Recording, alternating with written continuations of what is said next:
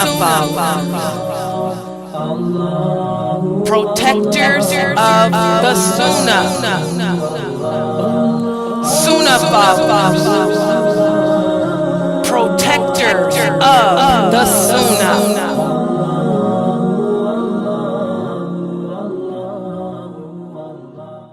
Assalamu alaikum. Tune in every Friday at 9 p.m. Eastern, 8 p.m. Central to the Ask Sister Laila live Q&A with host Laila Nasheeba, where she tackles current day issues, your questions and concerns. Call in at 862-370-2838. Once again, that's 862-370-2838. See you there. Alaikum everybody, and welcome to the Ask Sister Laila live show. The Ask Sister Laila live show, and I apologize for being just a little bit late. Yeah, we were just a little bit late, not much, but you know, I have to go through all this this setup to take your questions.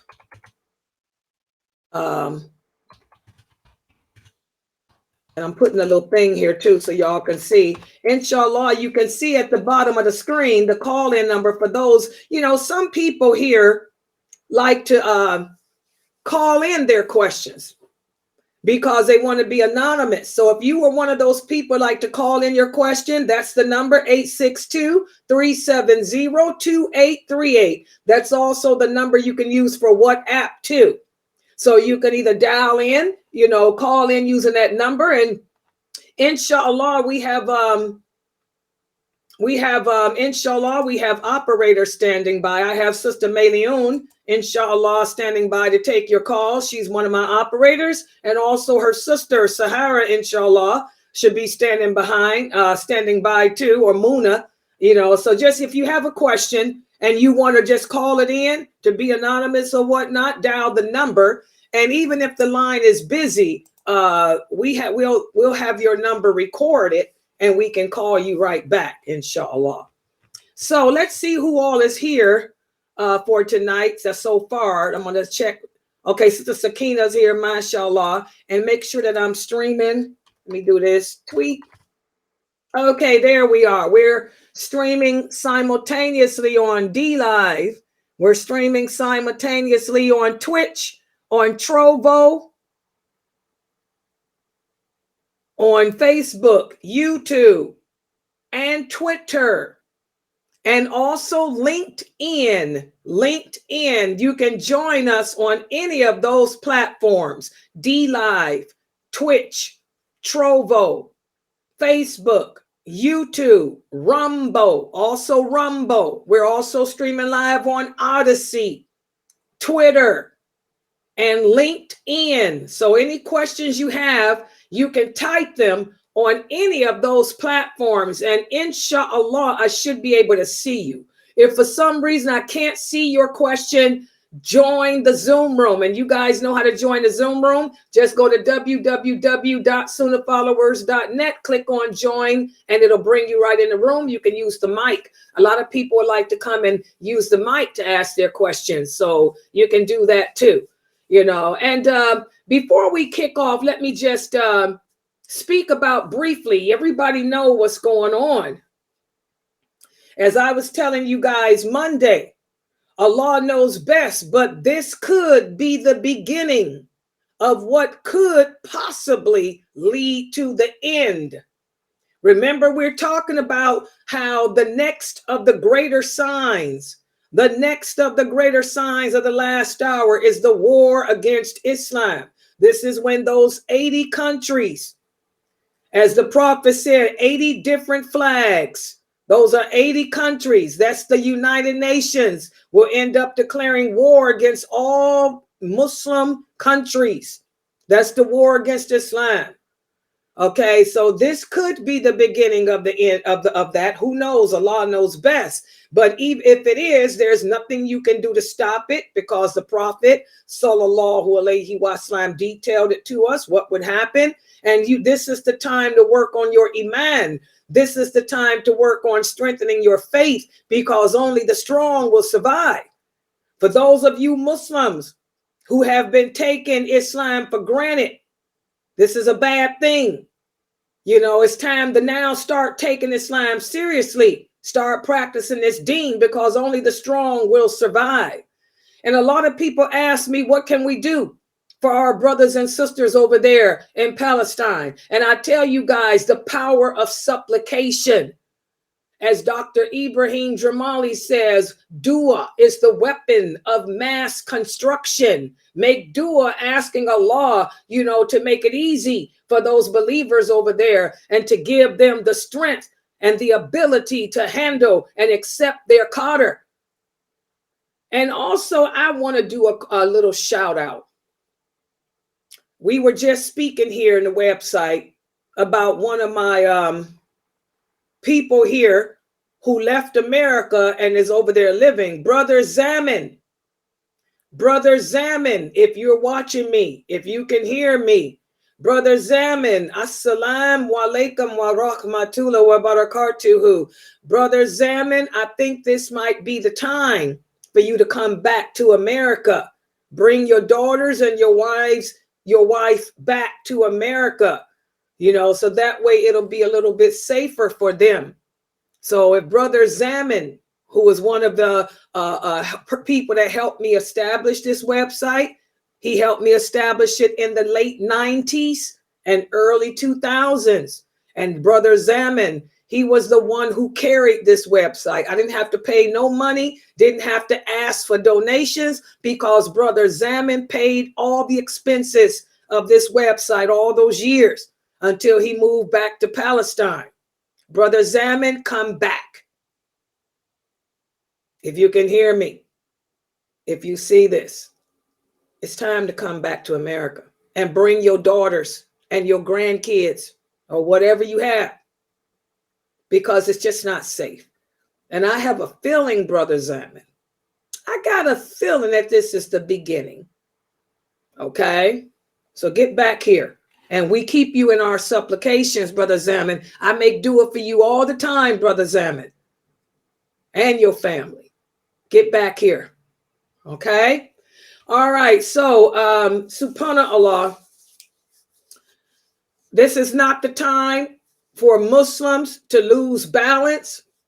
This is not the time for Muslims to get irrational.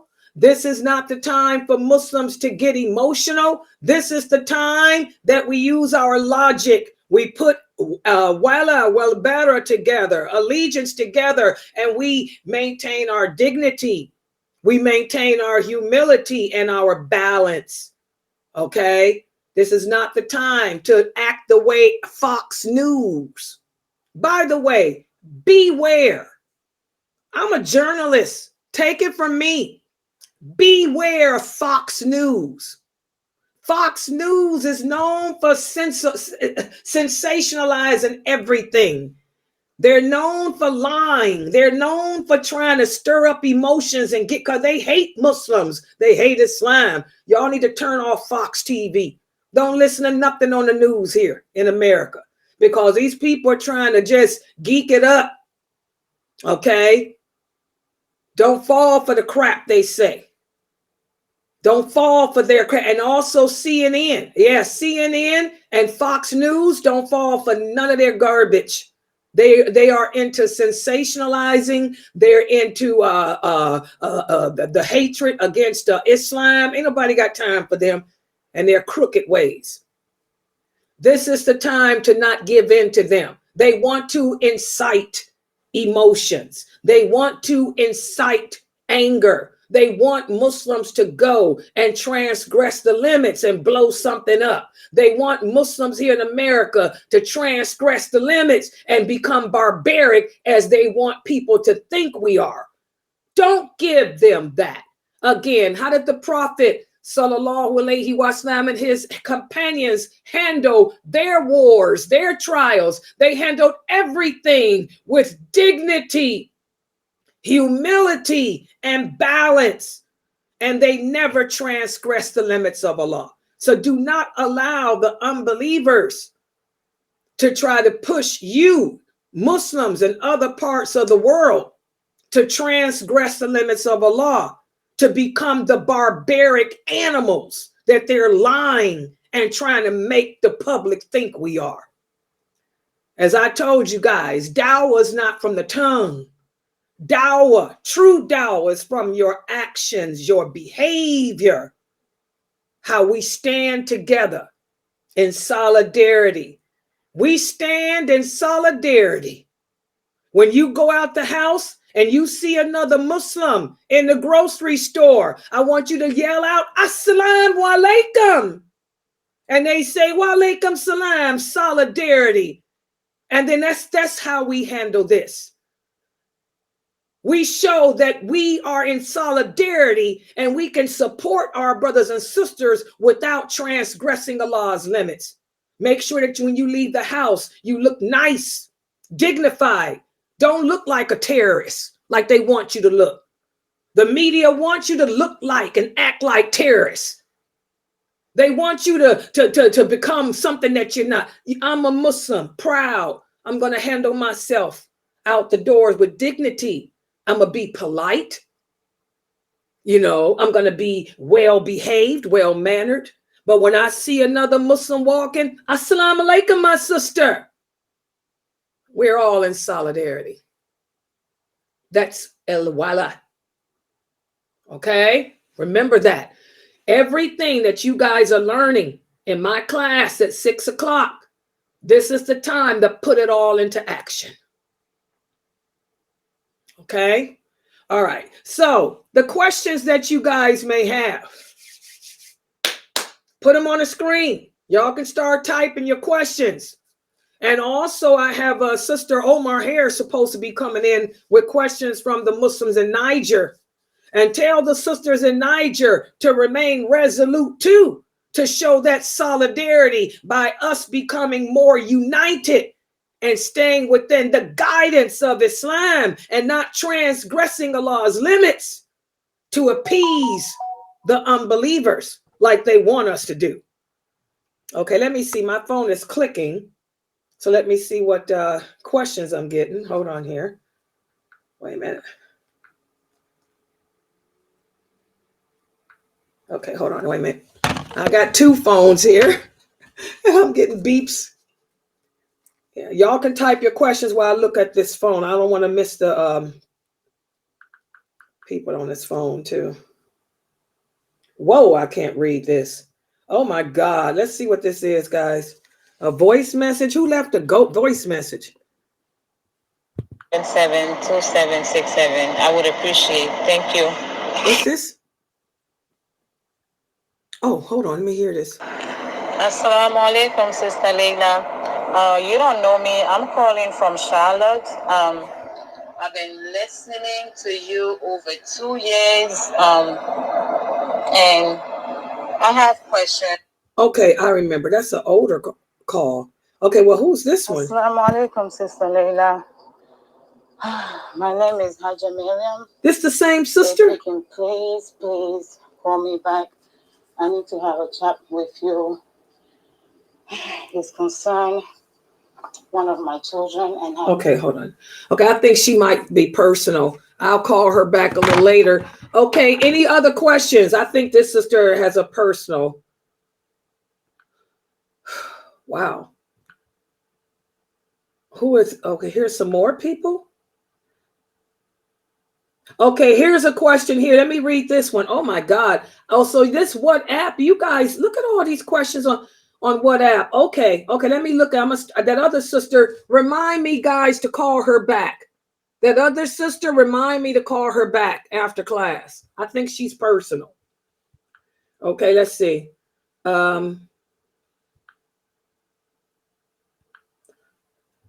Assalamu alaikum wa rahmatullahi wa barakatuhu. I'm asking for my friend. She wants to know if it is okay to do.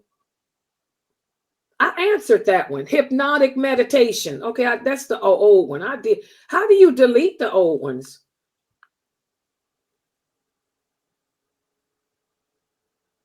Okay, I can't. For those of you who left these messages for me, call back again. Because I can't tell what's new or, oh, wait. Okay, here's a question. This one just came today. Okay, this sister, she wants to know. She said, I know pregnant people must fast.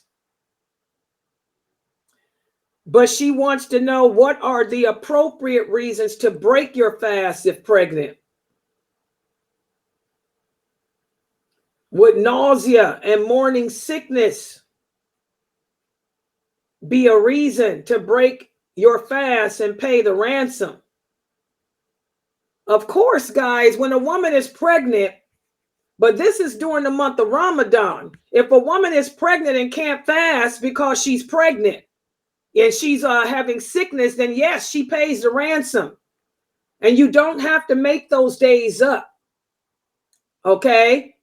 You pay the ransom for the days that you had to break your fast, and that ransom is it. You don't have to make the fast up. The ransom is your fast. Everybody understand that? Somebody must be pregnant and they're thinking about Ramadan. Okay, well, when Ramadan comes, if you're not able to fast because of sickness and you have to break it, you just pay the ransom for those days. Okay, and may Allah bless you on your pregnancy. Alhamdulillah. Okay, one of my students, I see who it is now. One of my students is pregnant and she wants to know she's going to be pregnant during Ramadan. Okay, don't worry about it. We'll talk about that even more. We will talk about that even more when Ramadan begins, guys. I'll go into detail about the rules of fasting and all of that. Okay, let's see. We have any questions here on YouTube? Yeah, we do. We actually have a couple questions here. Oh, okay. We have the first question here from Sister Norto. She's asking, I know we went over the past month about wala wal bara, and I know certain Christian holidays or their gatherings we don't partake in. But if my job is having a fall party or just a spring party or even a potluck, can I partake in bringing something and eating from it, or should I still maintain that distance? Okay, now remember, that's the whole concept of wala wal bara. We distance ourselves, but now you have to know when on the job. You have to work with people. We have to maintain a good working relationship with our co-workers. So if the co-workers is having a potluck, yeah, I can bring a dish in. When I used to work, we would have it, several times a year just to bring, because I work third shift. So we would have a potluck, several times a year just so we can just relax and have something for us, because we work hard at night dealing with those clients. And I would always make my banana pudding. Everybody love my fat-free, because I know how to make banana pudding. It's fat-free and sugar-free, and it tastes like it's not. I would always make my banana pudding and everybody would go crazy over it. So yes, we can participate in stuff like that. That's not no holiday. This is allegiance, but it's from a distance. We have to work together. We're co-workers. You have to have my back on the job. I have to have your back on the job. So if we want to do things like that on the job to strengthen our relationship so we can work better, then there's nothing wrong with that. But again, once we clock out, we go our separate ways. If it's on the job, I'll participate. But I'm not going to participate with you off the job. Do you guys understand that? So that's how that works. Yes, on the job, yes. Jazakallah khair, Laila. I have a question that was asked outside of this chat room. Can a woman remove dark hair from between her eyebrows? No. Because the hair between your eyebrows is part of your eyebrows. All human beings have it. I do too. We all got hair between our eyebrows. You better learn to love yourself. Okay? Learn to love yourself. Allah put that hair there for a reason. It protects your eyes. So no, you cannot remove it. Just learn to love it. Love yourself. I love my eyebrows. Hair and all. I don't care how thick they are. Now, there may be some exceptions. Let me talk about this exception. because I had a couple of clients. There are some people who suffer with what the doctors have called the wolf syndrome. Deformities. That's one of the signs of the last hour too. Some people are born with characteristics of the animals. Some of my developmentally disabled clients were born with wolf syndrome. They were extremely hairy. They had long hair all over their arms, their legs, even their faces, the women too. Okay. So, I mean, I'm talking not the hairs like I have. Everybody has hairs between their brows. But these were actually unibrow. It was a unibrow of like a wolf, thick, uneven, crazy brows like a wolf. Now, if you suffer with something like that, then in that case, you can trim them and, make yourself normal. Okay? You could take that hair off and make it not be a unibrow. And if your hair, you got that wolf syndrome, the brows are hanging out long like this. I mean, they were like a wolf, like a dog's hair, then you can trim that.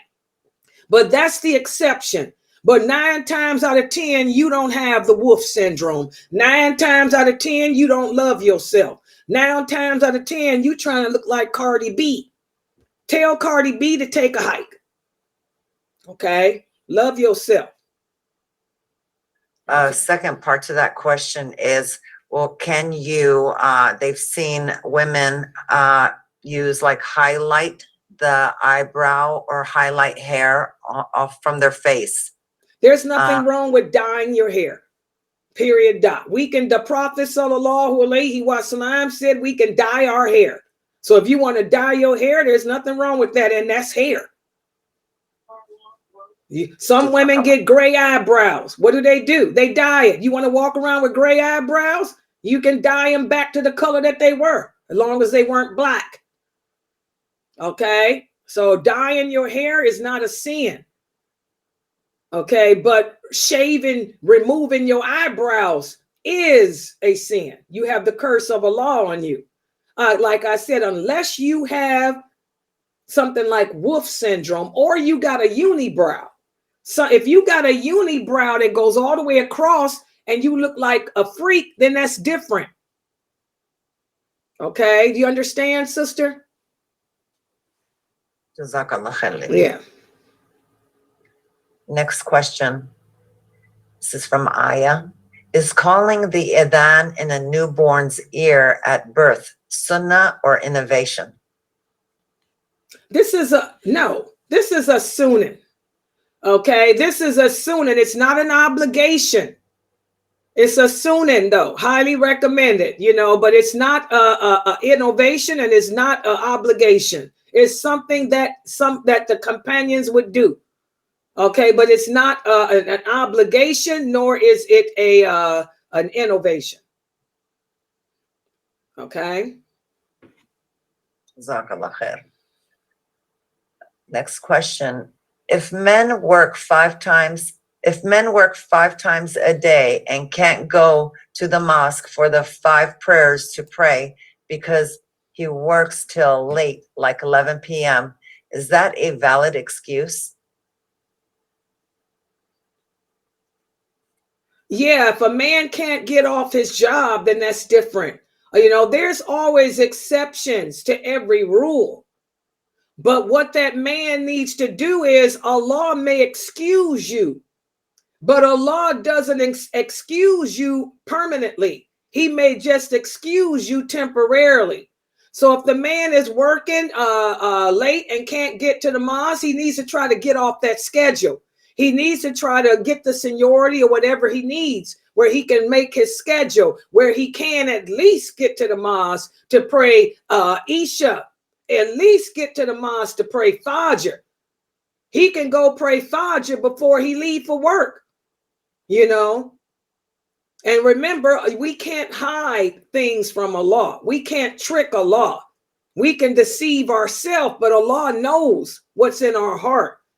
Because praying at the mosque is an obligation for men. But if you can't make it for all 5 prayers, then at least make Fajr. at least make Isha, because these are the two prayers that the hypocrites never make.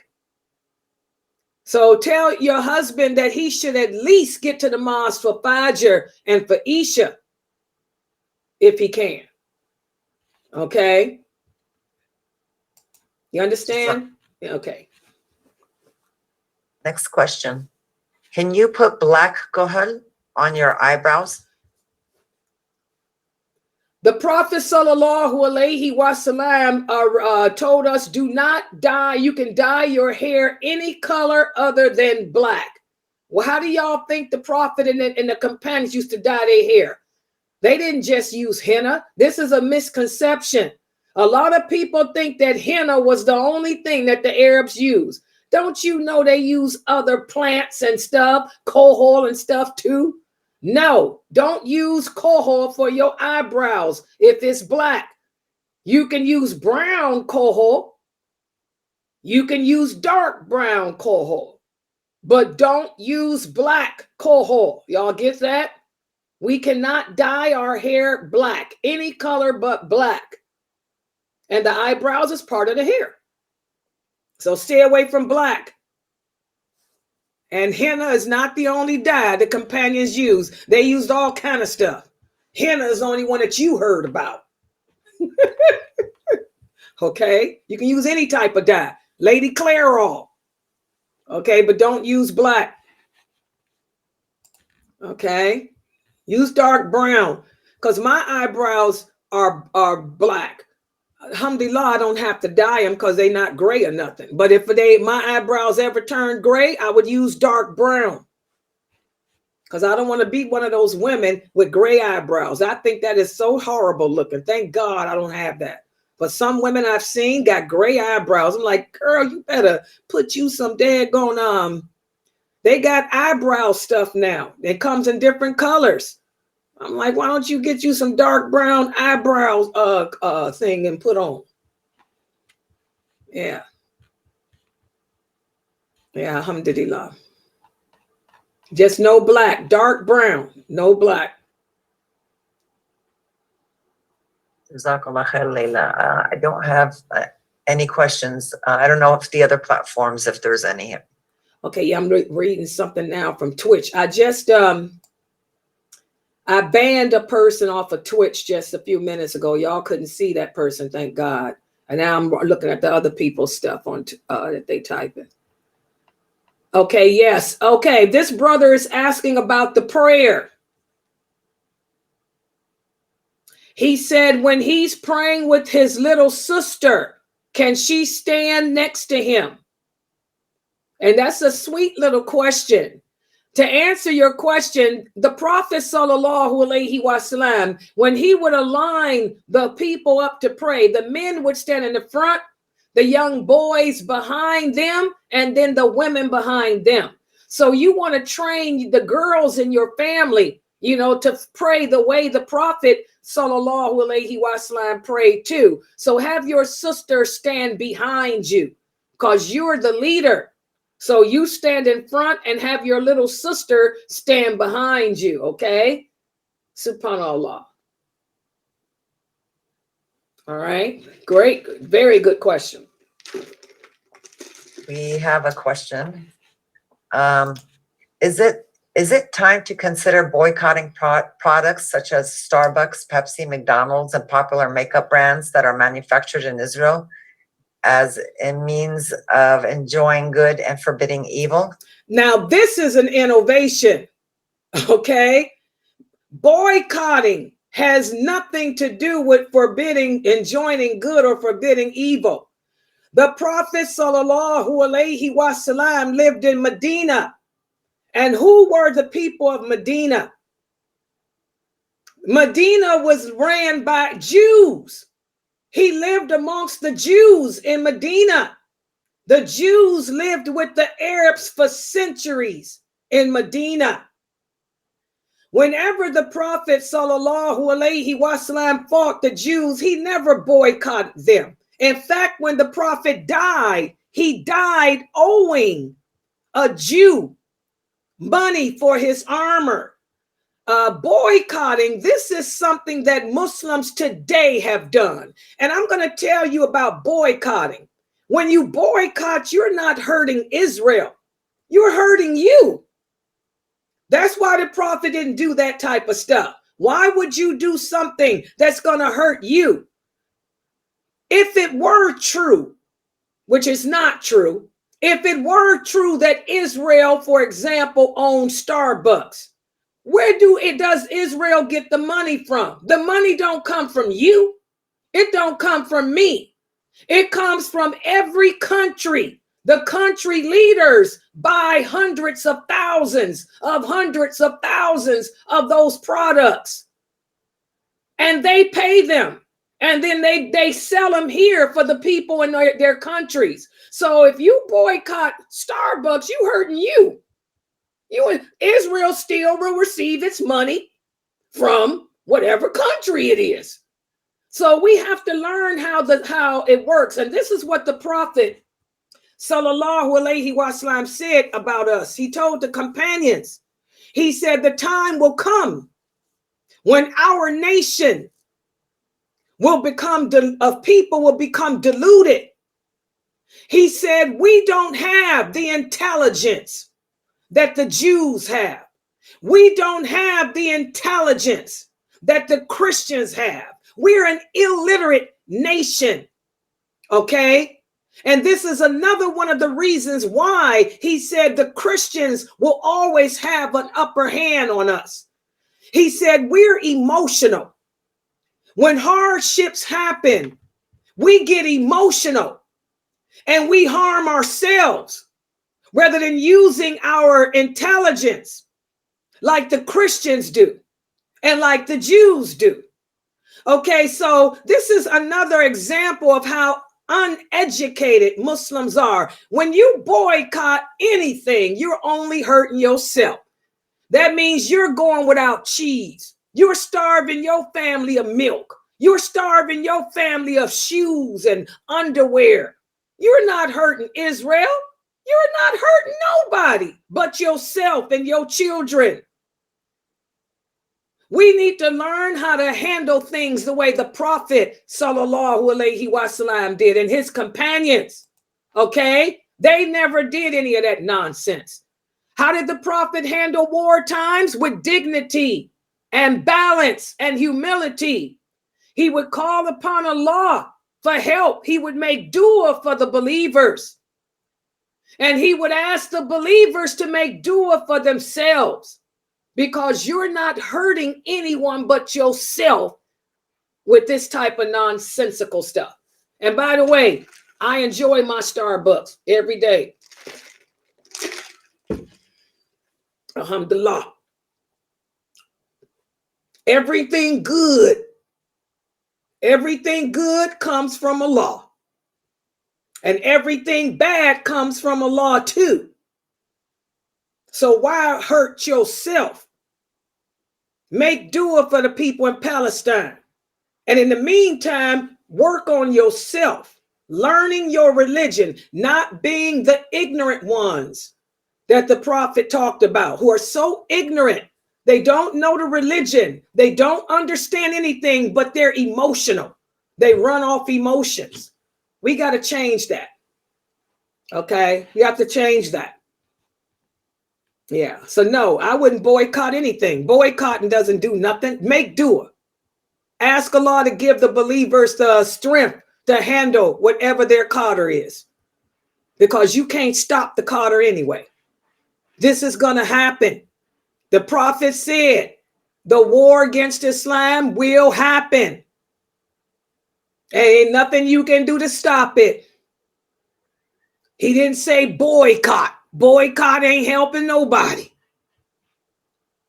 Okay. Okay, let's see what else we have here. Go ahead. That's all I have for now.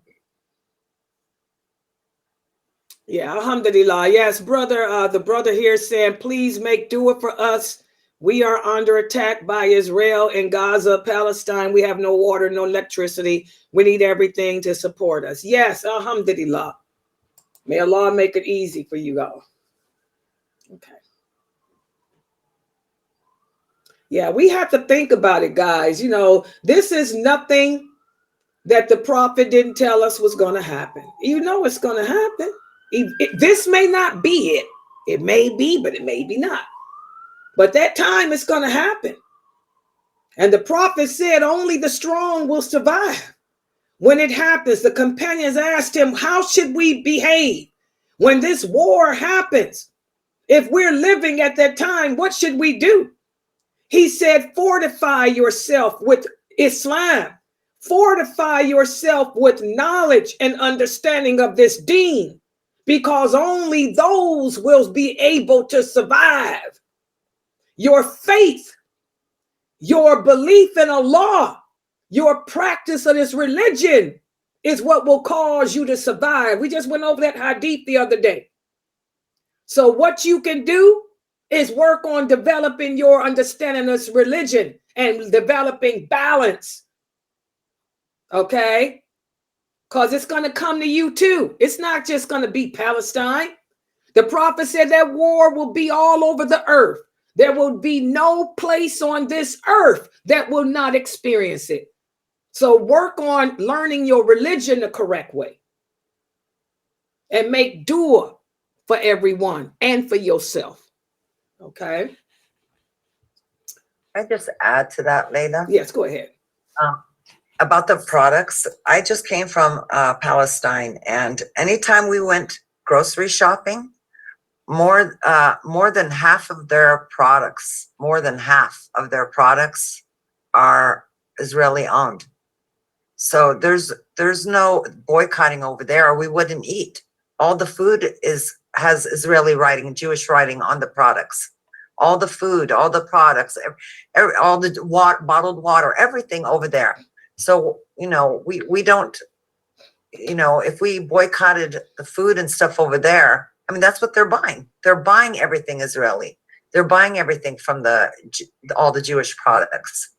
So that's not even going to put not even a little dent in hurting them at all. Exactly. Common sense. That's what the prophet said. We have to learn, you know, get educated. We're not an educated nation of people. We don't have common sense. The Christians know what boycotting does. They go on ahead and boycott us. You people crazy. You ain't putting a dampener in us. Your children go without food. Okay. Okay, here's another question too. The same thing with protesting. How did the Prophet Muhammad sallallahu alaihi wasallam and his companions handle themselves? Were they downtown in the marketplace of Mecca protesting against the Quraysh? Is that how the Prophet and the companions handled it? Did they protest in the marketplace against the Jews when the Jews broke their treaty in Medina? Again, we got the example of how to handle yourselves in times of wars from the Prophet sallallahu alaihi wasallam and his companions. We need to get back to the Sunnah, learning Islam the correct way and behave like he did, like Salama did, like those companions did. They didn't walk around protesting anything. What's protesting doing? What does protesting lead to? All protesting leads to is fighting. This is what they want you to do. They want you to protest, because a person that's protesting is a person that can't control his anger. They can't control their emotions. They're not dealing with it logically. It's all emotional. You go downtown and protest, somebody throw a bottle at you, hit you in the head. Next thing you know, shooting, fighting. What? Tell me one peaceful protest. Many wars began because of protests. Protesting is not going to change anything, because nothing's going to stop that war against Islam. Allah said it's going to happen. So it ain't going to change it anyway. So we Muslims need to be emotional. We need to work on wala wal bara. Like I said, true dawah from your behavior, your actions. Show solidarity for your brothers and sisters by giving salams to them when you see them on the street. Show support for your brothers and sisters in Palestine by making dua for them, because they can handle it. Remember, Allah says in the Quran, He does not place a burden on anyone that they cannot handle. And the stronger a person's Iman, the greater their test. Those people over there, when you look on the news, you see them walking and they're not crying, they're not screaming, they looking at it like it's another day. The children even waving in the camera. You know, they can handle it. If they couldn't handle it, they wouldn't be there, and Allah wouldn't have given it to them. So you other Muslims need to handle yourselves the way the Prophet did and his companions. And I want y'all to remember, ain't no war worse than what they went through. They went through the worst genocide of all times. Nobody been through the worst genocide than the Prophet, sallallahu alaihi wasallam, and his companions. They weren't boycotting. They weren't protesting. They weren't blowing up buildings. And because they handled it the right way, what happened? Allah sent the angels to be soldiers with them. That's what happens when we handle ourselves the right way. All right. Next question. What are the requirements for paying zakah, and how do I pay zakah? Okay, first of all, you have to see if you meet the criterion. The zakat is for the rich, not the poor. Zakat, what I encourage you to do is contact your local masjid. Every masjid has a committee, a zakat committee there to help you. You know, zakat is only due if you have money saved up at the end of the year, and it's minus all your living expenses. And even then it has to reach a certain amount. So contact your local masjid and tell them that you would like to make an appointment with whoever is in charge of zakat. So they will sit down with you. They will go over all your assets, your money. These are people trained to do that. And they can determine if you even owe zakat. 9 times out of 10, you probably don't even owe zakat. Okay? Yeah. We have a question in the Zoom room. Someone wanted to know that since they are middle class and they end up getting divorced, how should they split assets? She just wants to know in case it happens. Say what happened? Repeat it again. I'm sorry. Someone wanted to know that since they are middle class and they end up getting divorced, how should they split assets? She just wants to know in case it happens. Okay, first of all, in Islam, we don't have that type of stuff. So this is a question of, this is what happens. We end up emulating the kafirs. In that type of question, you go talk to a paralegal or a lawyer wherever you live at, because Americans have you divide assets. So I can't answer that because that's based on the laws in the state you live in. But if you talking about in Islam, you divide stuff up however you want to. Okay, because we don't have such thing in Islam.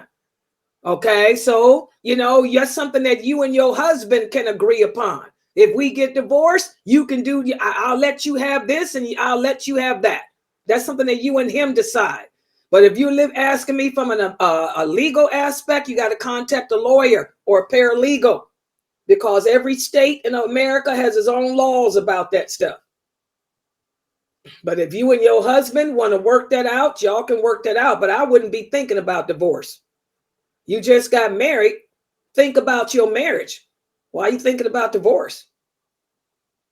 Yeah. Most people put that in their contract. Most women put that in their marriage contract. If the marriage doesn't work out, you know, that's usually put in their contract before they get married. I know the marriage contract I had when I was last married, I put in there, whatever I have, it belongs to me. you ain't getting nothing. Period. You ain't touching my money. Period. Because in Islam, whatever belongs to the woman is hers anyway. So that's something that, you know, if you're talking about from a legal aspect, you have to contact a lawyer. Okay, Brother Taha, I see Brother Taha, but Brother Taha, I know you live in Israel, and we can see on the news what's happening, but there's nothing we can do for you. We're in America. Some of us are in Africa. Some of us are in Europe. All we can do is send you our dua. But as far as if you're looking for emotional anger, that's not going to happen either. Because there's nothing we can do for you except make our dua and do like I'm doing. I'm trying to remind the Muslims how the Prophet carried himself in such circumstances. That's all we can do. But to go on with it, we can't do that. And we don't send donations either. Let me talk about this donation thing. I want everyone listening to me to not fall for that donation thing either. Because a lot of people will play on this. For those of you who are on social media, those of you on Facebook, those of you on social media, a lot of people will use this opportunity to try to rip you off of money. For those of you living in America, there is only one legal organization in America that sends money to Palestine. Only one. And you ain't gonna see them on Facebook begging. So y'all be careful with that crap.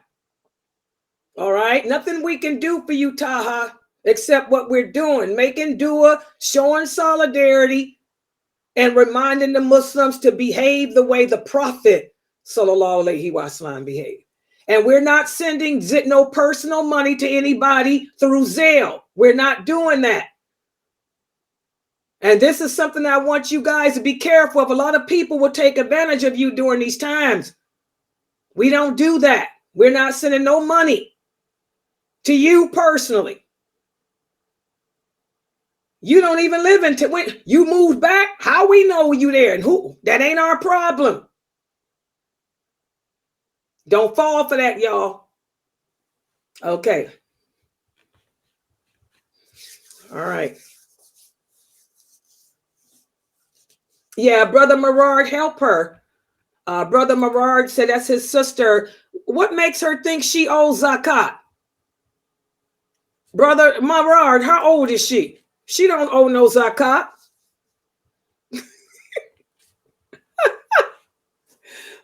Why does your little bitty sister think she owes Zakat?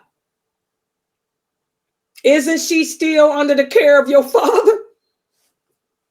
She don't owe no Zakat. Zahara, you do not owe Zakat. No, she's 18. She doesn't owe Zakat. Yeah, you don't owe no Zakat. Your father takes care of you. She's a kid. Papa's a rolling stone. She look like y'all too. No, she don't need no Zakat. She doesn't owe Zakat, Brother Merard. Okay, and I want y'all to be careful because, again, the thing that the Prophet sallallahu alaihi wasallam said would bring about our destruction is our emotions. We become angry. We become pity party. And we end up transgressing the limits of Allah. This is when you're going to see the terrorists come out. This is when those ISIS groups and stuff will appear, and those Al-Qaeda groups asking for money. And aren't we supposed to go out and bomb and kill? Who said that? Did the Prophet go out and bomb and kill all the Jews when the Jews broke their contract with him? Did the Prophet sallallahu alaihi wasallam go out and bomb and kill the Quraysh? We just had the class with the kids the other day. What happened? When that tribe, the tribe of Hunayn, the Jewish tribe, killed those Quran reciters that came to them, did the Prophet say they all kafir, let's go kill? Or did he admonish Amir for doing it and make Amir pay the blood money. So this is what I'm saying. This is how we help you. We help you by keeping you balanced, reminding you of how the Prophet sallallahu alaihi wasallam said to handle yourselves. Okay? Reminding you how he handled himself. That's how we support you. And we also make dua for you. Okay? But we ain't here to ignite anger and go out and kill and blow up. That's what Fox TV wants y'all to do. Okay? So now, what is your question, Laila?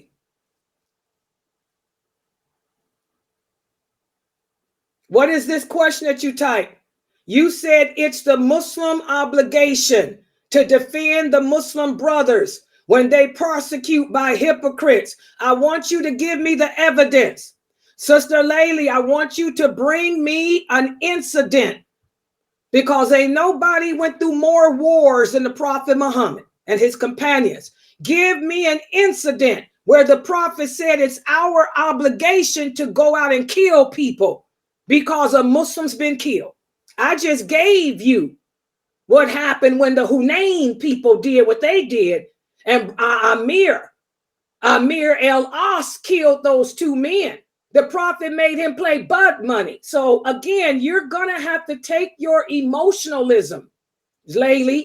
All of you are gonna have to take this anger, this emotionalism, and throw it down the toilet, because you're not helping nobody. You are making it harder for everyone. So bring the dalil that our Prophet said go out and kill, crush, destroy. Bring it, because I just brought mine.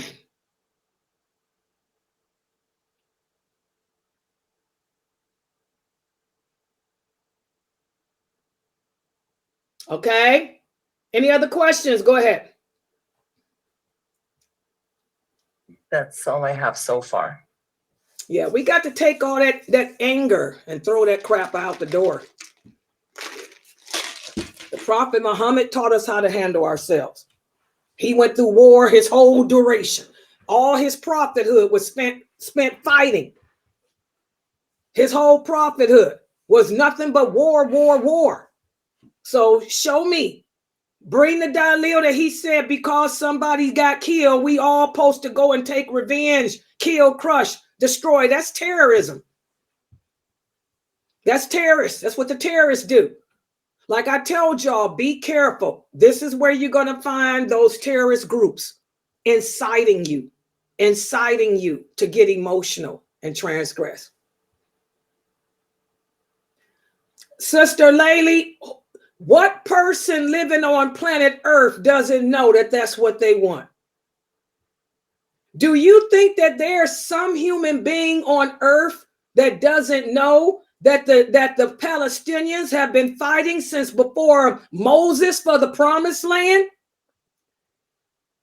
That's even in their Christian books. What's going on over there in Israel has been going on, Sister Laila, since before Moses, alayhi salam. So what person doesn't know that except a Muslim who's not educated? Like the Prophet said, we don't have the intelligence.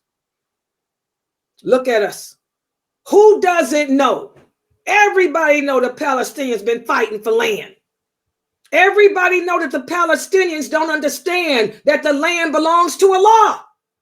That's why it's happening.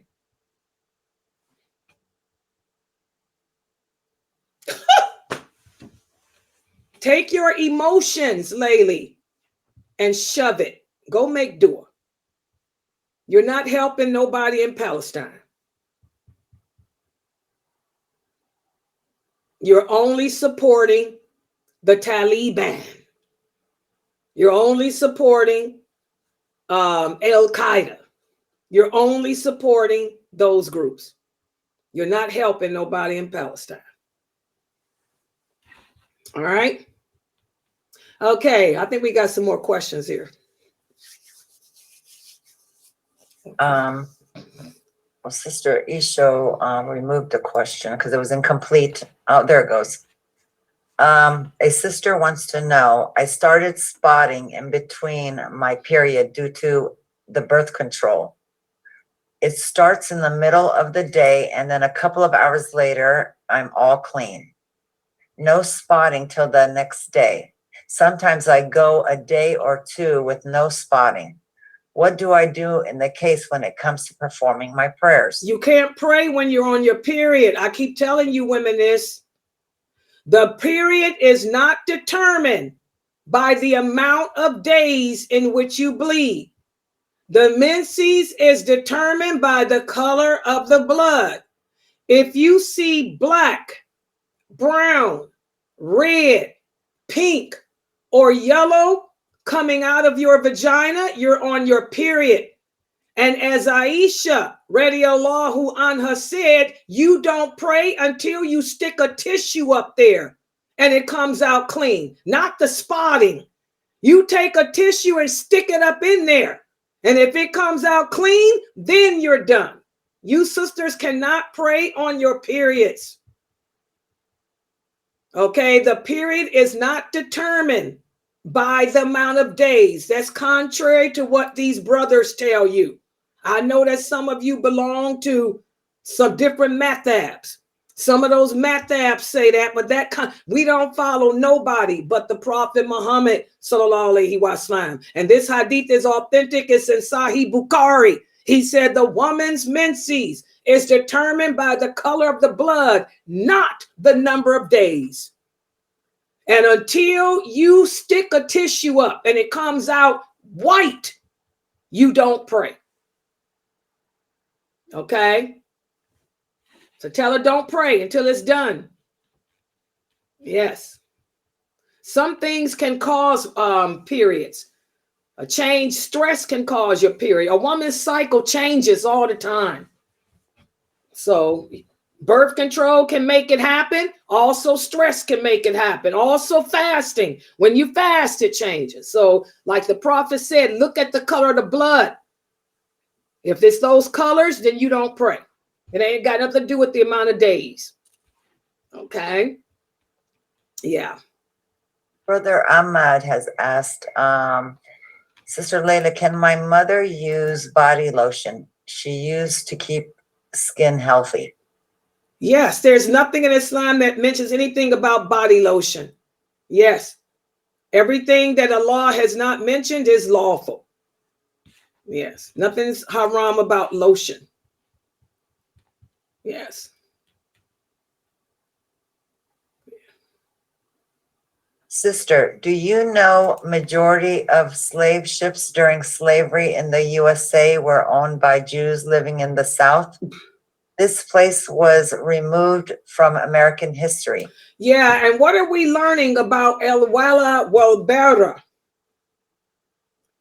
Okay, when it comes to distancing, El Wal Bara, when it comes to hating for the sake of Allah, and when it comes to distancing, it's not personal. The prophet said we don't go around hating a whole nation of people. That's personal. Instead, we look at people individually and we see the things about them that Allah hates about them. I want y'all to remember the prophet's wife, Sophia. I'm going to do her story for y'all when we get to her. Sophia was a Jew. She was the only woman that the Prophet Muhammad married that was not Arabic. She was Jewish. She was Hebrew. And she went through a lot of hell during his lifetime and afterwards. Aisha radiallahu anha says the wife who suffered the most is Sophia, because she said, I too treated her badly. Can you imagine her living amongst a bunch of Arabs who could not control their anger against the Jews? They used to spit on her. After the Prophet Muhammad died, they used to spit at her. They used to throw things at her. They did not show her no respect. Okay? That's not Islam. And she was Muslim. She converted to Islam. She was a Muslim, one of the mothers of the believers. And you don't even hear people talk about her. You never hear anybody mention the story of Sophia.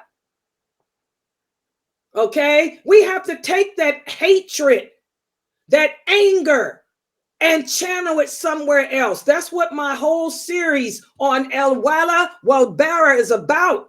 When we hate for the sake of Allah. It's not personal. That means I hate the things.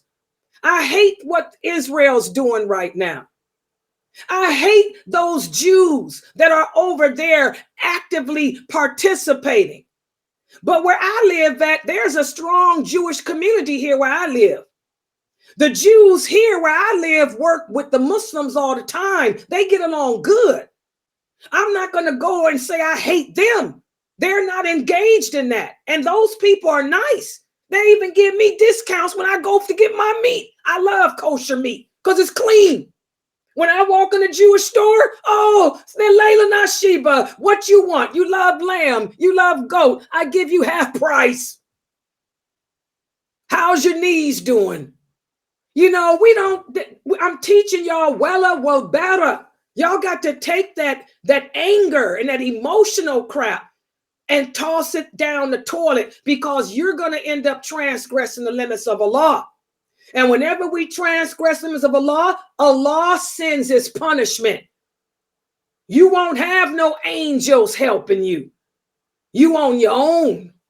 Y'all understand that? So y'all got to take all this hatred and shove it. I don't care. I don't care who brought slaves over here. My grandfather brought them over. Don't y'all know who I am? I'm a descendant of Jean Guiton. Jean Guiton was my great-great-grandfather. He brought slaves to Louisiana. He owned it. So what am I going to do? Y'all going to kill me now? Hate me? Because my grandfather brought slaves over here? And he raped people in Africa? My great-great-grandfather's statue is all over Algeria. His statue is all over Africa because he raped and tried he called them barbarians and was planting his seed to make them civilized. I mean, come on, that's ignorance.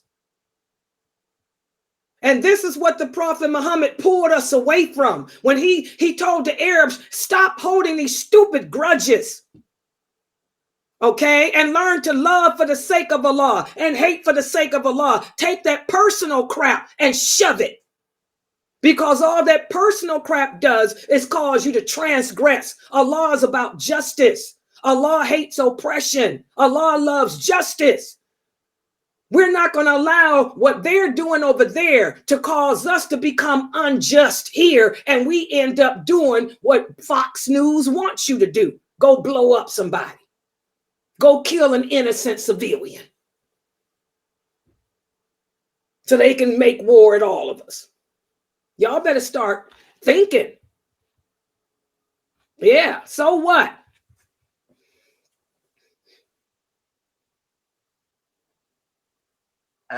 Okay, Brother Ahmad said he was just asking because she's in her mourning period. Is it okay to use the lotion during that period? As long as it has no scent.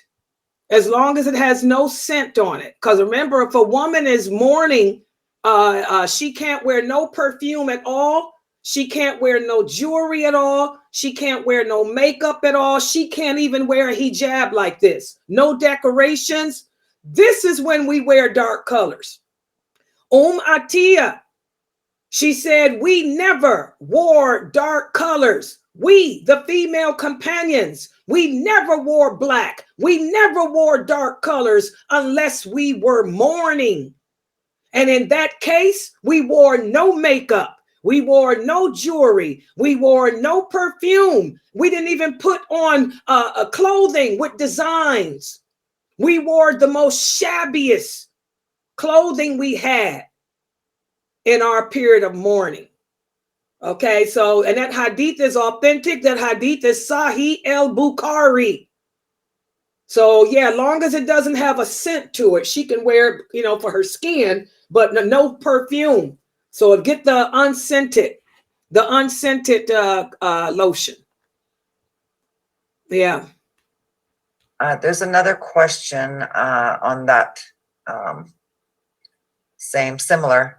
If I use lotions that are scented slightly, like cocoa butter, vanilla, are these permissible to wear inside the house? I ask this because some lotions have such a strong scent that it can smell like perfume, if that makes sense. You can wear perfume in the house. I wear Chanel. In fact, I have on Chanel number 5 right now. Y'all know my favorite scent is Chanel number 5. I'm sorry. I'm a Chanel girl. That's why I got my Chanel hijab kimar on. This is Chanel. Oh, correction on the question. Outside the house. Okay, outside. Lotion outside. Okay, now I'm gonna tell y'all. They put the lotion. We're not supposed to wear no perfume outside the house. But I'm gonna tell y'all about some of those lotions like Bath and Body. That's the lotion I use. Bath and Body is such a light scent that it blows off when the wind hit it. It ain't gonna be on you. Okay? But there are some lotions, like she said, that are so strong.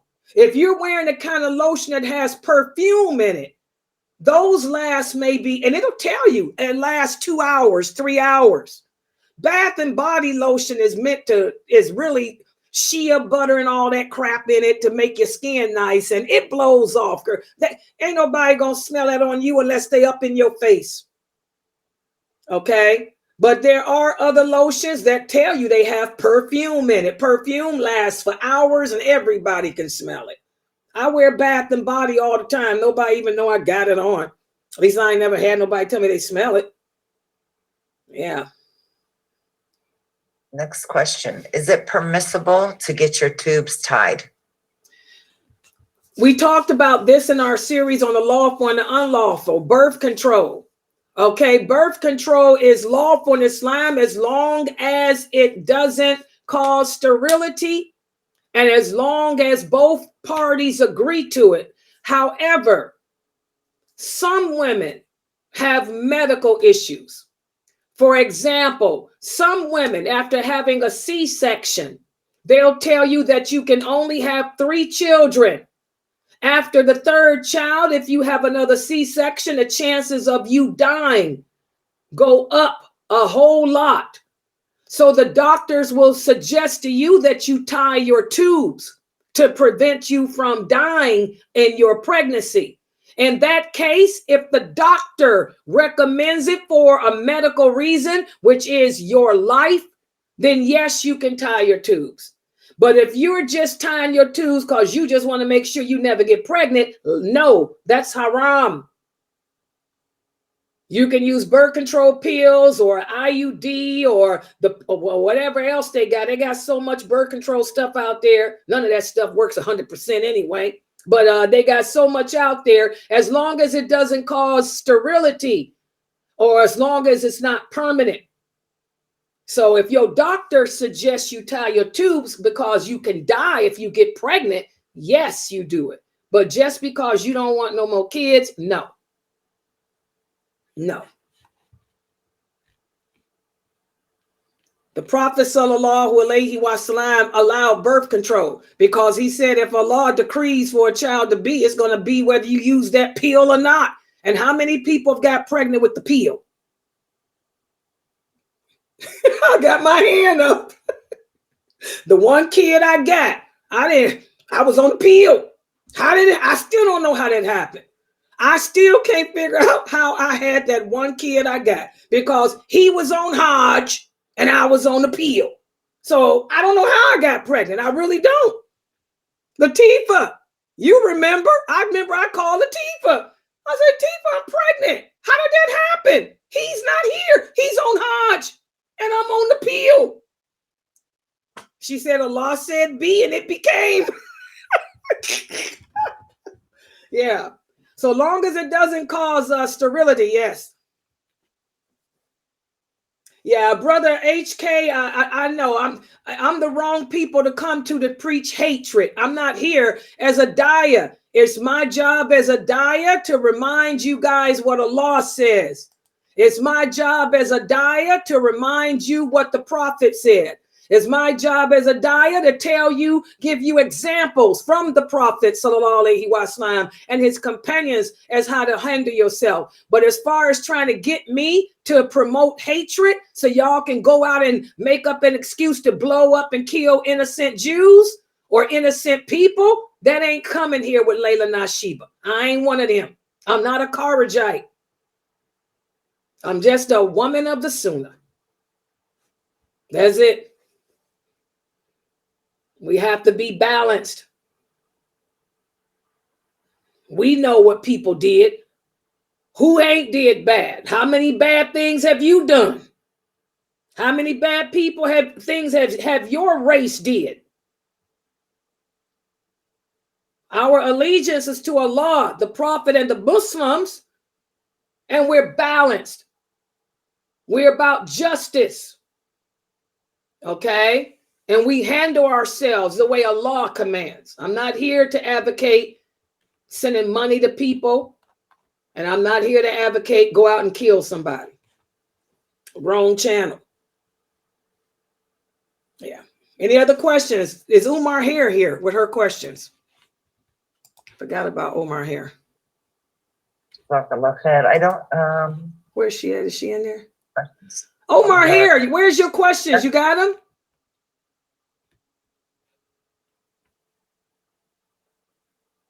What happened to her? There she is. Yes, sis Laila. Okay. Inshallah, I'm gonna get ready to bring my question now. Okay. Okay. Give me some few minutes, inshallah. All right. That's Omar here. Her accent. I love her accent. Niger. That's the Niger, not Nigeria. Niger, the country Niger. Isn't that accent? It sounds Arabic. I like it because it's an Arabic accent. It's beautiful. Niger. Okay, I'm trying to find, oh, here I am. I lost where I was. Okay. Yeah. Assalamu alaikum. Sister Laila. Walaikum salam. Yeah, the first question is that okay to wear fake nail when you are in your period? Yeah, that's a good question. And it's not good to wear fake nails ever, whether you're on your period or not. Because remember, Allah doesn't like deception. Allah doesn't like anything that's fake. You know, Allah likes for us to be authentic. And also, what's the point in having fake nails? I mean, this is what we call overdoing it, going to the extremes in beautification. That's going to the extremes. Because when you put those fake nails on, you know, they end up taking the shape of a lion's claws or cat's claws. You can have beautiful nails without them being like that. But no, Allah doesn't like fake anything. And that's the same thing with those fake eyelashes. You sisters, I don't care who told you that stuff was lawful. Allah didn't say it was. You sisters ain't got no business wearing no fake eyelashes. Wasila. Okay, the Prophet sallallahu alaihi wasallam said Allah curses the one who lengthens their hair artificially. Just like you can't lengthen the hair on your head artificially, what are you doing attaching something to your eyebrows? I mean, your eyelashes or your eyebrows to lengthen them artificially too. So I don't care what anybody told you. I know what Allah said.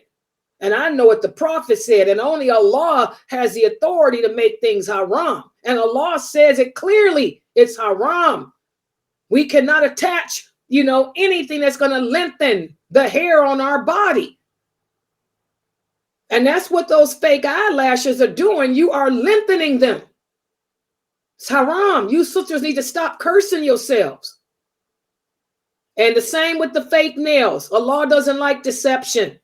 And y'all know, if it was lawful, I tell you, makeup is lawful. Okay? But fake nails ain't. Fake eyelashes ain't either. Fake hair ain't. Okay? All right. Yeah. And the next question is, what can you do if you come to the masjid and the imam, people are praying the last rak'ah? What can you do? Alhamdulillah, we talked about this in our class on the prayer. When you come into the mosque, you just, and the imam is praying, you join in. And whatever you miss, the Prophet sallallahu alaihi wasallam said, whatever you miss, you make up. So if you're in the last rakat, you do the last rakat. But when the imam says, assalamu alaikum wa rahmatullah, assalamu alaikum, you don't give salams. Instead, you stand up and make what you missed. Allahu Akbar, do your Fatiha, and whatever rakats you missed. Okay? Yeah, she said it's Maghrib prayer, like Maghrib prayer. Same and thing. they are at the last rak'ah. Yeah, they do. So Okay. you want to bring the 2 rak'ah? Yeah, or there you wanna go. have 2, 3? Mashallah. Yeah. So did she? What part of the last rakat did she come in on?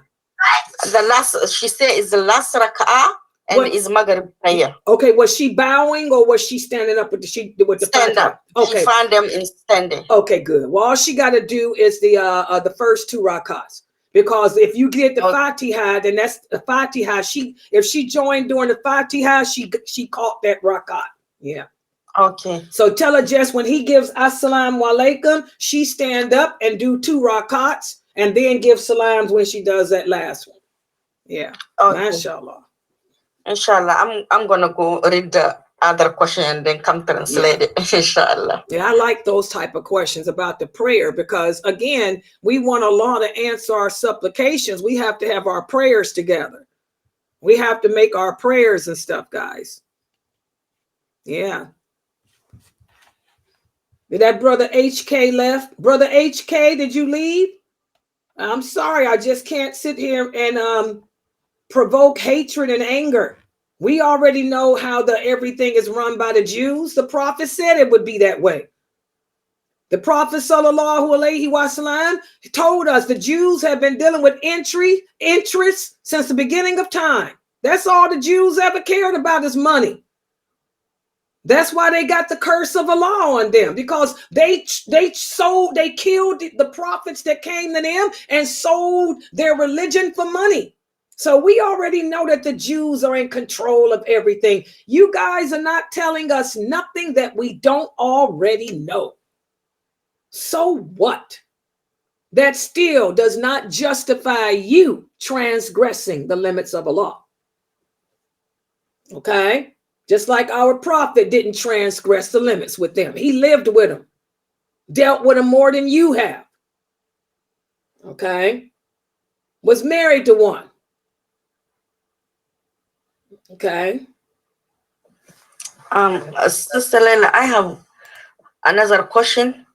Is one lady asking about her husband give her money to do grocery every day to cook in the house.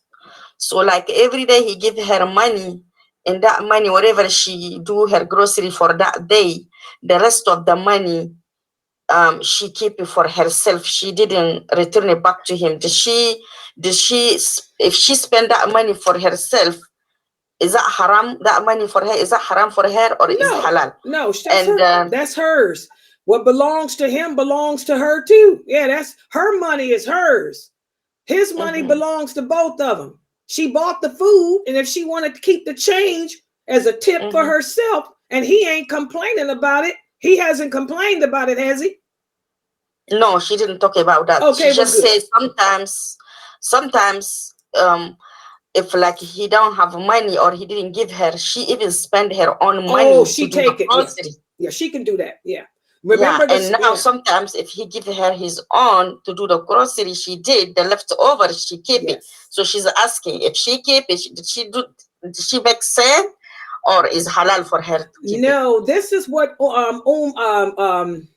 this is what Hind, and this is why I tell you guys, be careful. We have to learn our religion. Hind and Abu Sufyan, they were of the eminent companions. They converted to Islam after the conquest of Mecca. They will, inshallah, be of those 75,000 that enter paradise without being held accountable. After Hind converted to Islam, she came to the Prophet so ashamed of the things that she done, because she was the one who had Hamza killed. And she even cut him open and mutilated him. So she had converted to Islam and was so ashamed that she did this. She covered her face like this because she came to give allegiance to the prophet. And the prophet recognized who she was, you know, even though she had her face covered, probably from her eyes. And he told her, he said, "Oh, Hind, you can remove the veil from your face." He said, "There's nothing to be ashamed of." He said, "Don't you know that Islam wipes away everything that came before it?" In other words, you are forgiven for whatever evil you've done before Islam. And that's when she said, "Oh, Prophet of Allah, my husband Abu Sufyan, he's stingy." She said, "He doesn't give me enough money to buy the food or take care of the kids. So what so she said, can I take what I need? So can I take what I need from his money?" The Prophet sallallahu alaihi wasallam told her yes, but just take what she needs. So that hadith, which is also Sahih Bukhari, is the dalil that yes, you know, this woman is doing nothing differently than Hind because her husband doesn't give her enough to buy to pay the bills and buy clothes and food. She can take what's left over and use it as needed. So this is no sin. She's doing a good thing. There's no sin on that, and Allah knows best. Jazakallah khair.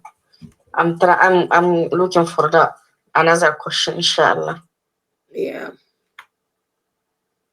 Yeah, Allah always deals with people. And like I said, this stuff that's going on over there has been going on since before Moses. Ain't nobody, you know, y'all better get some control. And most of the people that have no control are people that don't even pray. You will find that the Muslims that's doing all the ranting and raving here in America are the ones that ain't even practicing. Where's your hijab? Where's your beard?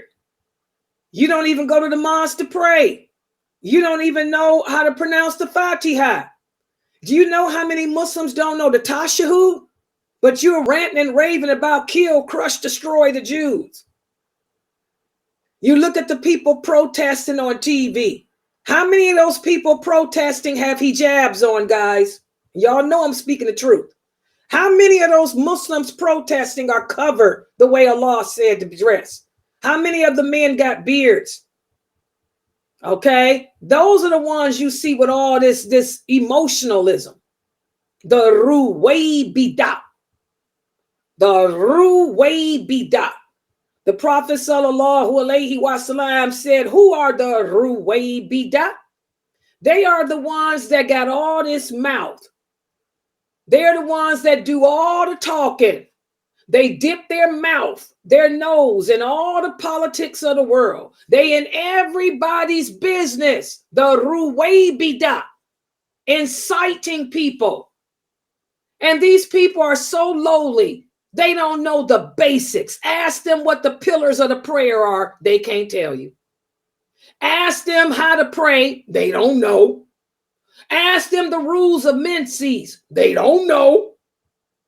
But they got all this mouth, this lip, this anger, this excitement, this ruwaybida. We're in those days. Now do y'all see why I say it looks like the beginning of what could lead to the end? All these hadiths that the Prophet sallallahu alaihi wasallam told us up that lead up to the beginning of what leads to the end, it's all happening.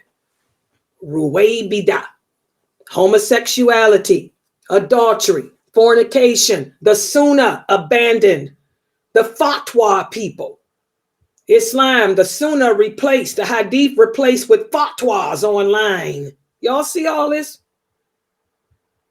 We better work on our deen. There's a question here that was asked. Are women allowed to get all types of facials, or are there ones we should stay away from? Or okay to get a massage at a spa from woman to woman? Okay, remember guys, the Prophet sallallahu alaihi wasallam said, most things in life are lawful. If we were to sit down and write how many things are haram in our everyday life, we wouldn't even have 5 pages. We wouldn't even have 3. The Prophet sallallahu alaihi wasallam said Allah didn't forget anything, nor did he leave anything out in this religion. And the things that he didn't mention are lawful. Allah doesn't mention anything about a facial. So that means you can do a facial. Okay, Allah didn't mention anything about a massage. So you can do a massage. But Allah does say that a woman cannot be touched by a non-mahram man. So that should tell you that when it comes to getting a massage, I'm going to get one done by a woman, not a man. And Allah does say that women are cursed from removing the hair from their eyebrows. So if I get a facial, I'll get a facial. Just tell them, make sure y'all leave my eyebrows alone. Don't touch my brows. So there's your answer. Islam is simple. Islam is easy. We just have to learn it. Learn it correctly. And those hadiths are Bukhari and Muslim. Okay? Yeah. I get a facial every month. Yeah, I get a facial. I've been getting facials for the past 20 years. That's why I look young. I get facials once a month is all you need for a facial. In fact, I recommend you women get facials, especially you women light in color. The dark women don't have to worry about it because they have manilin. They don't age. They don't get spots and they don't get wrinkles. So women that are light in color, you need to get a facial. You need to start getting them when you are 40 years old. If you wait till after you 40, then it's too late. Yeah. Sister Laila, one lady is asking if like you used to do some Sunnah prayer.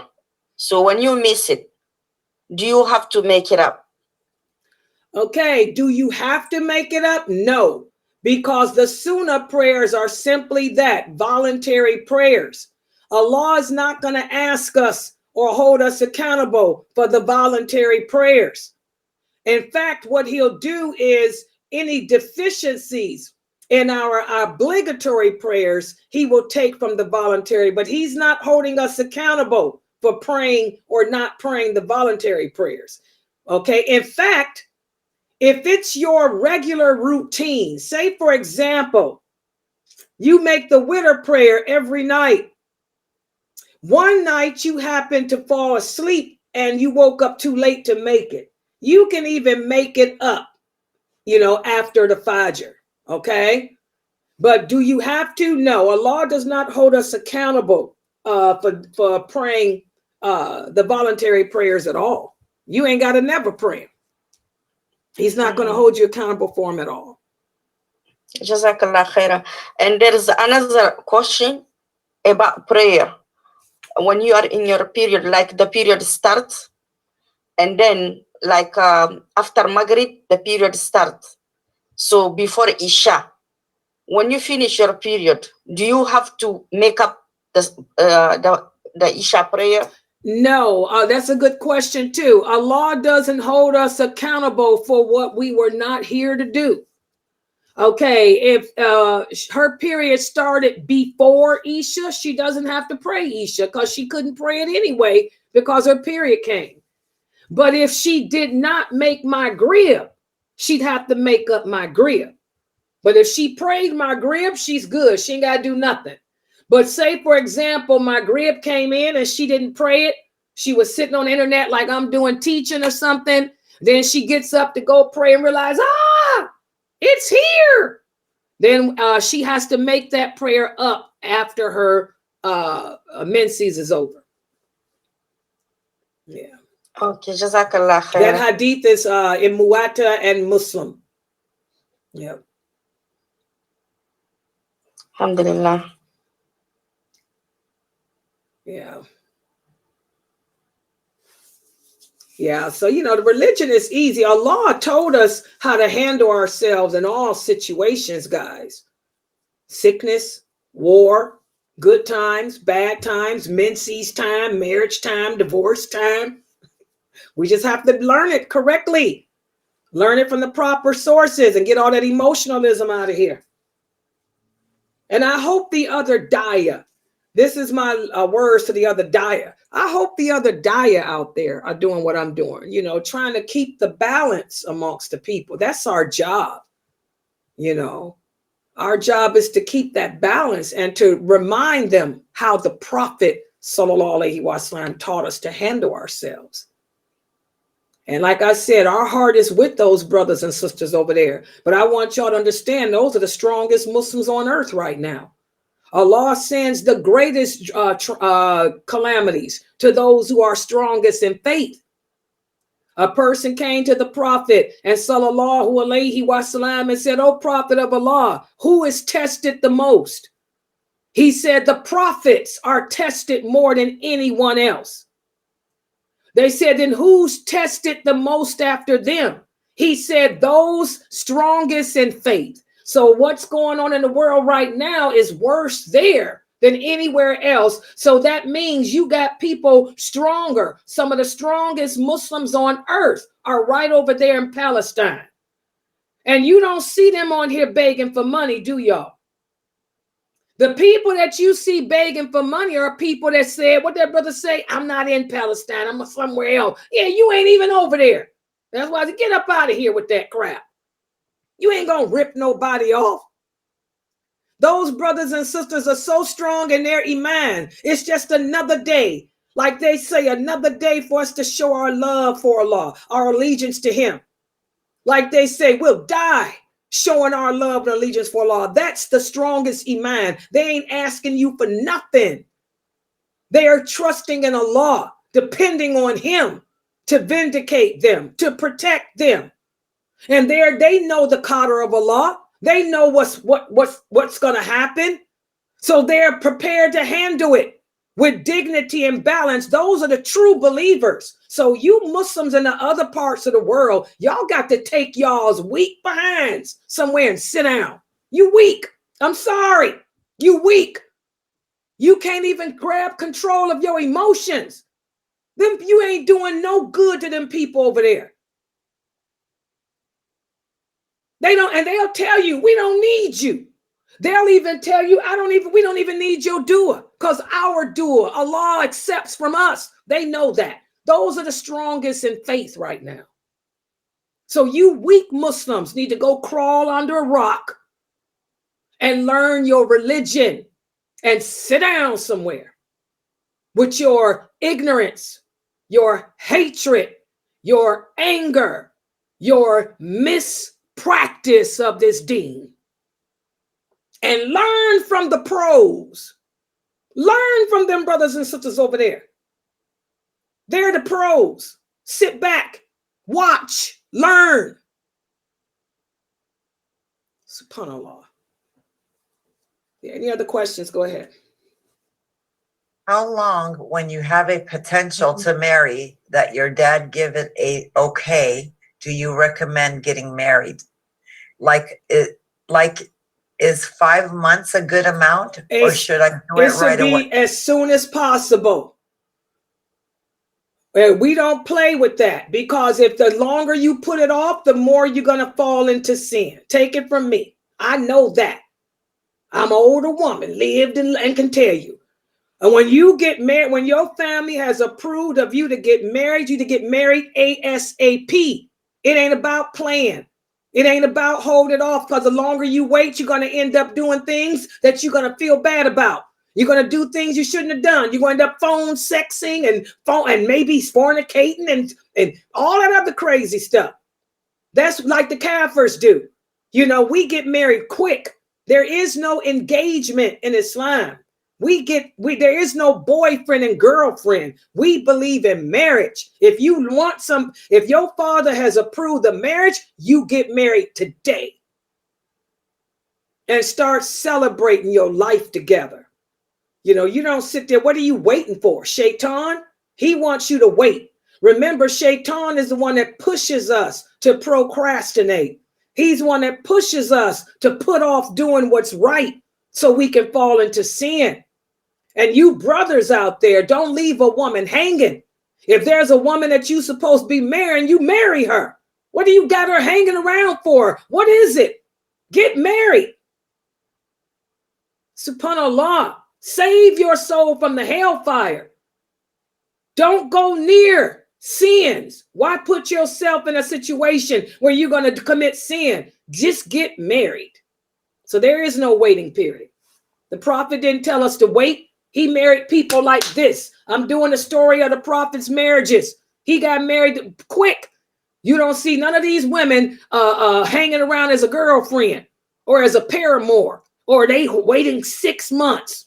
6 months for what? How do you know you're going to be alive in 6 months? Especially with what's going on in the world today. What guarantee do you have that you're going to be living in 6 months? A rocket could come right down here in America. Bam! Hello. Welcome to the hood. Welcome to the war. Stop putting off doing good. Allah says in the Quran, don't put off doing good deeds. So ain't no waiting period. Get married today. Yeah. That's for all you brothers and sisters out there. Get married now.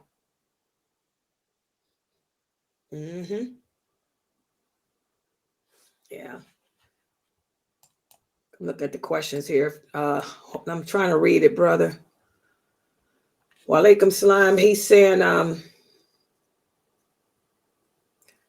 so yes, he's asking me, so praying for the Muslims? Yes. Pray for your brothers and sisters.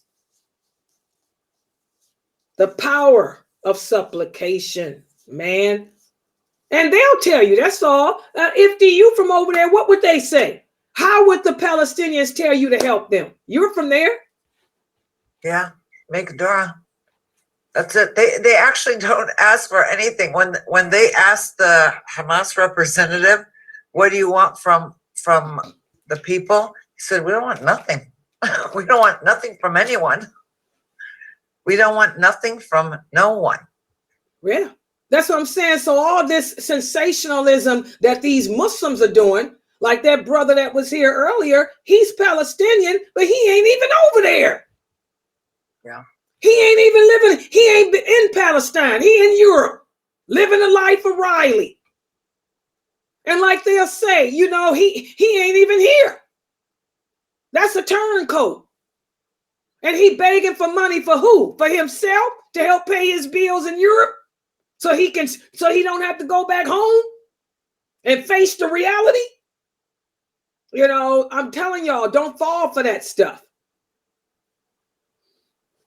Those are the strongest Muslims on earth, the strongest in faith. All they tell you is, hey, we got this. We can handle. Can you handle yourself? Yeah. And I hope the other Daya keep it real like this. But I bet you they're not. They're probably saying, oh, take money, and so they can use it to pay off the Mosque, a light bill.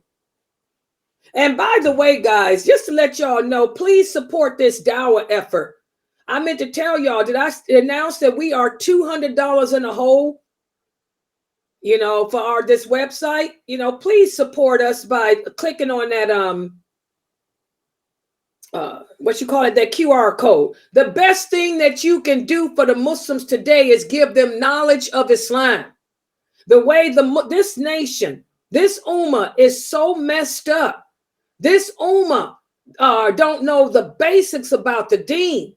The best gift that you can give to the Muslims around the world is the gift of knowledge, true knowledge of Islam, with the understanding of the companions like I am doing. Do you guys see how I'm answering y'all's questions? Do you brothers see how I am answering your questions?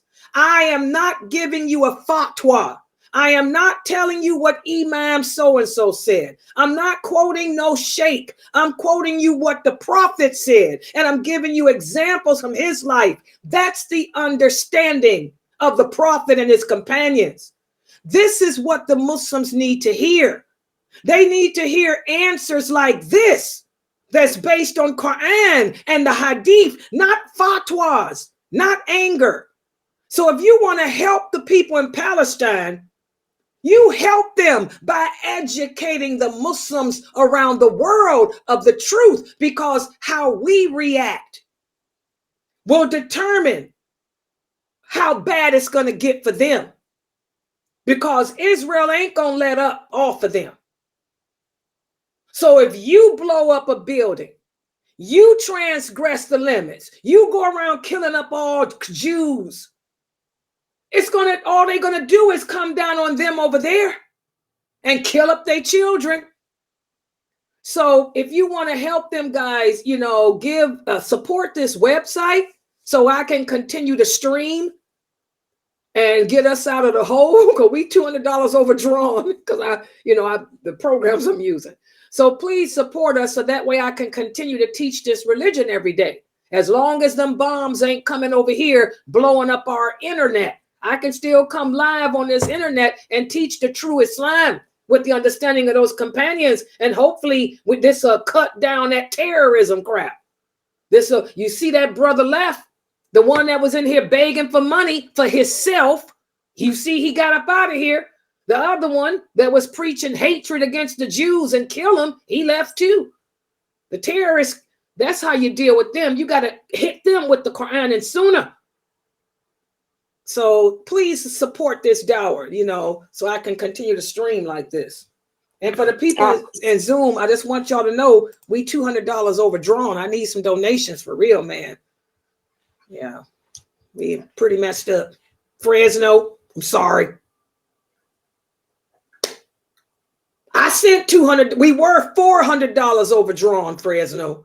I sent $200 of my money that I had left. So somebody else got to send another 200. Okay, go ahead, Omar here. Yeah. Yeah, the lady who asked about when her menses come and then she missed prayer, like the next prayer, did she have to make it up?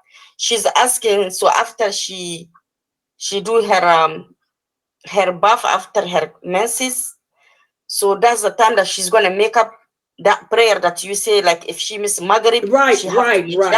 She would do Maghrib. So even if it's the time for Fajr or Zuhur, she have to make up that last prayer, then do the next prayer. Yes. That's what she's asking. Yes. You tell her she can do it. Like say if Fajr is about to go out, she can do the Fajr first and then do that. But if she can, the prayers should be prayed within the order. If she can make that Maghrib first, then whatever prayer, because the prayer should be prayed within the order. That also is from the Prophet Sallallahu Alaihi Wasallam and Bukhari. The prayer should be prayed within the order. When you're making up like that. The only excuses for missing a prayer is sleep or forgetfulness. If a person overslept, and that's what happened in this hadith, one of the companions overslept and he missed a prayer. And he asked the Prophet, which prayer should he pray first? He said, pray them in the order in which they come. So the one you missed is first, then the next one, as long as you have time for that. Okay, and that hadith is Bukhari and Muslim. Jazakallah khairan. And the next question here, I think is the last question. The lady is asking, if you have 2 to 3 sets of gold, how do you take zakat? Do you have to take zakat for them? The gold that you're wearing, like a set of necklace and earring that you're wearing, do you have to take zakat like you have 2 or 3 sets of gold? Okay, there's no zakat. There's no zakat. I know Imam Hanifa has a different opinion, but Imam Hanafi does not out-trump Ibn Abbas. Imam Hanafi does not out-trump Aisha, radiallahu anha. Imam Hanafi does not out-trump Ibn Umar. They were the original companions, the best of this nation. And nobody understood this religion better than they did, not even Imam Hanifa. Because he's the one of that view that there's zakat on jewelry. This is incorrect. Aisha, radiallahu anha, Ibn Abbas, and Ibn Umar said there is no zakat on any jewelry that women wear on a regular basis. For example, say this was a gold nose ring. I don't have to pay zakat on this nose ring because it's jewelry that I wear all the time. But if it's jewelry that you have that's gold that you don't wear, then you pay zakat on that. So the jewelry that you don't wear, if it equals the nisab, it has to equal whatever the nisab is. If the jewelry that you don't wear equals the nisab, then you pay zakat on that. But the jewelry that you wear, the gold you wear every day, there's no zakat on that. And we have these hadiths in Sahih Bukhari. It says Aisha, radiallahu anha, used to buy gold for her nieces, and she never paid zakat on them. Ibn Abbas, Ibn Umar, Ibn Abbas gave gold to his wives, and he told his wives there's no zakat on the jewelry that they're wearing. Ibn Umar bought bangles for his girls, and he told them no zakat on it. Those hadiths are all in Sahih Bukhari, and there's a couple of them in Muslim. Okay, so there's no zakat on the jewelry that you wear. Okay, but if it's the jewelry that you're not wearing, that you got it sitting over there, you know, then if it meets the nisab, then there's zakat on it. Does everybody understand that? Yeah, she wanna understand more. She say, like you're not, how about if you're not wearing it every day, but you're wearing them occasionally? She want to do makeup for her husband. She wanna look nice. Yeah, at home. that no Her zakat husband, on that. sometimes she wear it and then take it off and keep it, and then another time she wear it. Yeah, that kind of that's jewelry. That's she doesn't have to pay zakat on that. But you know how some of us have gold and we have jewelry that we never wear. We just keep it because of the money. You do have to pay zakat on that if it reaches the nisab. Yeah, she says she didn't buy it for sale it. She buy it with the intention to wear it. Well, if she's wearing it, keep it for her daughter. Yeah, if she's wearing it, you know, on a regular basis, even if it's occasionally, that's for her. No zakat on that. Okay, jazakallah khairan, Sister Laila. And I gave y'all the dalil. Laila, and do you pay it just one time or is it yearly? Oh, the zakat is yearly. If it reaches the nisab, zakat is paid every year. If it reaches the nisab, and also if you qualify. Like I told y'all, a lot of us don't qualify for zakat. Zakat is for the rich, not the poor. So a lot of us think that we, like me, I make a nice money. I mean, I got a nice income. I'm considered upper middle class, but I don't owe zakat because every bit of money I make, I spend it. If it ain't on me, it's this website. I don't have nothing saved up and I got bills to pay. Okay. So not everybody qualifies for zakat. Most people don't meet the qualifications. Plus whatever jewelry you have has to meet the nisab too. And that changes a lot too. So again, when it comes to zakat, I strongly encourage you guys to speak with the people in your community who specializes in that, because they can sit down with you and go over what you have, your gold, your jewelry, or whatever you got, to see if you even qualify for it. Because most of us don't even qualify for it. I don't. Yeah. Okay, I think that's all the questions for tonight. So alhamdulillah, you know, I want the Muslims listening to me to just learn that everything that happens is from the qadr of Allah. The Prophet Muhammad sallallahu alaihi wasallam told us how these last days will be. He told us what would happen, and we can see what's happening. He also told us how to behave ourselves and what to do when we live to see this stuff happening. He said, if you live to see when wars declared against Islam, the only Muslims that will survive are those who maintain their Iman, their faith and practice, and that balance.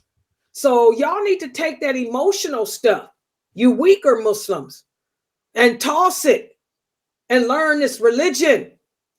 This should be a wake-up call for you, for the Muslims in every other part of the world. This is a wake-up call for all of us that we need to start taking our religion more seriously. We need to stop debating and arguing with kafirs with the Bible like we see on YouTube. We need to stop all this bashing each other and calling each other kafirs and stuff. And instead, we need to work on La ilaha illallah Muhammadur Rasulullah and what it means. We need to get our allegiance to Allah in check, our allegiance to the Prophet in check, our allegiance to each other in check. And we need to start doing a lot of self-evaluation to work on changing the condition of ourselves to that which is pleasing to Allah. Because remember, Allah says he'll never change the condition of a people until they change the condition themselves. You want to help the Muslims over there? I'm here to tell y'all they don't need your help because they strong. They got it. They got it. Okay? But you can make dua for them and help them by learning your deen correctly so you don't transgress. Because any transgressions that you or I do, it's just going to impact them more. And eventually, it's going to cause those rockets that you see in the background, those rockets to come flying to you and me like it's doing there. All right. Okay, I want to thank everybody for joining and participating. Make sure that everybody is here for the classes tomorrow. Subhanakallahumma wa bihamdika ashhadu an la ilaha illa anta astaghfiruka wa atubu ilaik. I'll see everybody tomorrow, and the Zoom room is open if anybody wants to come in and hang out with us. Assalamu alaikum wa rahmatullahi wa barakatuhu.